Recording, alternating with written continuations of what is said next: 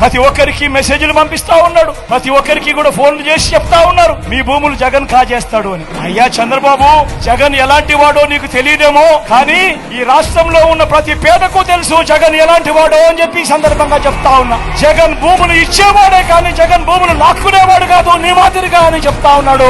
అసలు land titling act అనంటే మీ భూముల మీద మీకు సర్వ హక్కులు కల్పించడమే ల్యాండ్ టైటిలింగ్ యాక్ట్ కు సంబంధించిన ముఖ్య ఉద్దేశం. మీ భూములు 100 సంవత్సరాల కిందట సర్వే జరిగింది, బ్రిటిషర్లు ఉన్నప్పుడు సర్వే జరిగింది. దాని తర్వాత ఏ ఒక్కడు కూడా సర్వే చేసిన పరిస్థితులు లేవు.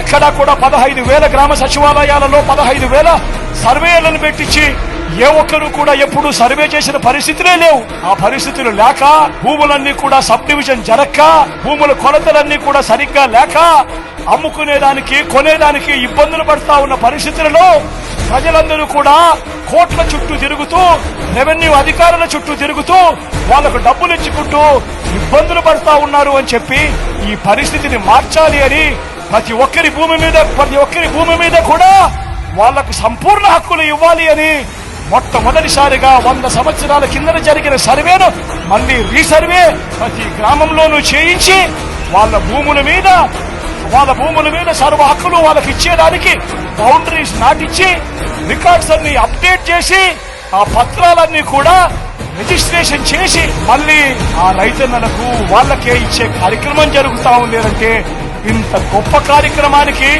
చేతనైతే మద్దతు పలకాలి, కానీ దాని మీద కూడా లేనిపోని దుష్ప్రచారాలు ఇవాళ జరుగుతా ఉన్నాయి. ప్రతి ఒక్కరిని కూడా ఆలోచన చేయమని కోరుతా ఉన్నా.